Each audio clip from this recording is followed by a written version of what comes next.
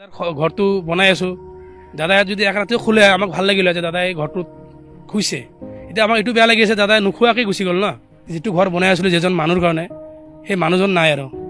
মানে মন্দিৰটো বনাই আছোঁ কিন্তু আপোনাৰ ভগৱানটো নাই। তো দাদাই ক'লে মোৰ ঘৰে লাগে সৰু হওক, কিন্তু বিল্ডিং বেলগছ কাটিব নালাগে। সেইকাৰণে আমি ধুনীয়াকৈ বেলগছটো কংক্ৰিট দি বান্ধি দিলোঁ। মই যদি গছ কাটি পেলাই যদি মই ঘৰ বনাওঁ, মোৰ বদনাম হৈ যাব ন।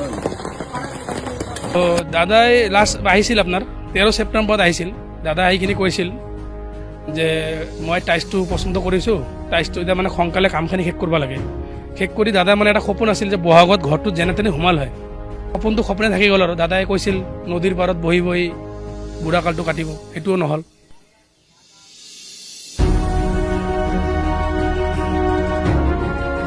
জুবিন গাৰ্গৰ সপোনৰ ঘৰখন নিৰ্মাণ কৰি থকা হৈছিলে আৰু তেওঁ কৈছিলে বহাগত ঘৰত সোমাব, আৰু সেই মৰ্মেই এই কামটো আগবঢ়াই লৈ গৈ আছিলে। আৰু সপোনৰ ঘৰখন নিৰ্মাণ কৰি থকাৰ মূল ব্যক্তিজন মোৰ সৈতে আছে। তেওঁ ঘৰখনৰ লগত জড়িত, তেওঁক জুবিন দায়ে বহুতখিনি কথা কৈছিলে। আমি তেওঁৰ পৰা কিছু কথা জানিব বিচাৰিম। আপোনাৰ নামটো কি আৰু আপুনি কি কৰি আছে? মোৰ নাম জয়ন্ত বৰ্মন। মই এই বিল্ডিংটো আপোনাৰ লেবাৰ কণ্টেক্ট কৰি আছিলোঁ। যোৱা আপোনাৰ 2024 4 অক্টোবৰৰ দিনা এইটো ভূমি পূজা হৈছিল। দাদা আহিছিল ইয়াতে ভূমি পূজা কৰিবৰ কাৰণে। তাৰপিছত দাদাৰ কামটো সোনকালে কৰি দিলোঁ। মানে দাদা আমাক ওপৰৰ পৰা প্ৰেছাৰ দিছিল যে এইটো ঘৰটো সোনকালে কৰিব লাগে, দাদাক সোনকালে আমি ৰেডি কৰি দিব লাগে। তাৰপিছত আমি যেনে তেনে হওক 1 বছৰৰ ভিতৰত এই কামটো আমি চিভিল কামটো শেষ কৰি দিলোঁ। তাৰপিছত আৰু আপোনাৰ এতিয়া আপোনাৰ টাইলছৰ কাম বাকী আছে, আৰু আপোনাৰ দৰ্জা খিৰিকী আৰু ফল চিলিং এইবোৰ বাকী আছিল আৰু। কিন্তু দাদাই আহিছিল আপোনাৰ ছিংগাপুৰ যোৱাৰ আগতে 13 তাৰিখ ৰাতি আহিছিল। আৰু এনেও দাদা আহিলে কেতিয়াবা ৰাতি আহে। মোৰ লগত, মই যদিও এই বিল্ডিংটোৰ কণ্ট্ৰেক্টৰ মানে লেবাৰ কণ্ট্ৰেক্টৰ, কিন্তু দাদাৰ লগত মুখামুখি মই দুবাৰেই হৈছে। কিন্তু মই এনে শুনা পাওঁ, মোৰ লেবাৰ মিস্ত্ৰী কৈ থাকে যে দাদা ৰাতি 2টাত আহে, কেতিয়াবা 3টাত আহে, কেতিয়াবা 12টাত আহে। কিন্তু সদায় মানে মাজে মাজে কাম চাব আহে, কিন্তু ৰাতি আহে। তো দাদাই লাষ্ট আহিছিল আপোনাৰ 13 ছেপ্টেম্বৰত আহিছিল। দাদা আহিখিনি কৈছিল যে মই টাইলছটো পচন্দ কৰিছোঁ, টাইলছটো এতিয়া মানে সোনকালে কামখিনি শেষ কৰিব লাগে। শেষ কৰি দাদাৰ মানে এটা সপোন আছিল যে বহাগত ঘৰটোত যেনে তেনে সোমাল হয়।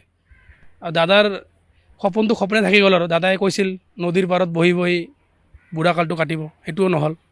আমাকো বহুত বেয়া লাগিছে। আমি জুবিনদাৰ বহুত ডাঙৰ ফেন, গান শুনি থাকোঁ। আৰু আমাৰ এটা আশা আছিল যে যিটো ঘৰ আমি বনাই আছোঁ, জুবিন দা সেইটো ঘৰত থাকিব, আমাকো ভাল লাগিব। এতিয়া আমি যিদিনা শুনা পালোঁ দাদা নাই, আমি এইটো পূৰা ভাঙি গৈছোঁ আমিও। যিটো ঘৰ বনাই আছিলোঁ যিজন মানুহৰ কাৰণে, সেই মানুহজন নাই আৰু। মানে মন্দিৰটো বনাই আছোঁ কিন্তু আপোনাৰ ভগৱানটো নাই, সেইটোও বেয়া লাগিছে আৰু।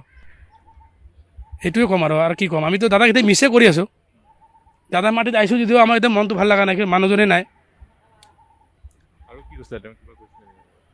দাদাৰ লগত মোৰ মুখামুখি খুব কম লগ হয়। মানে মই আপোনাক ক'লোঁ না, মোৰ 4 অক্টোবৰ দিনা মুখামুখি লগ হৈছিল। আৰু ইয়াৰ আগত প্ৰথম একদিন আহিছিল দাদাৰ লগত, মই চেল্ফি উঠিছিলোঁ। দাদাই মানুহজন ভাল, ধুনীয়াকৈ কথা চথা পাতে। মই যিটো ফটো আপোনাক দিলোঁ, কি ধুনীয়াকৈ মোক নিজে কৈছে, ফটোটো লৈছোঁ মই দুজনে।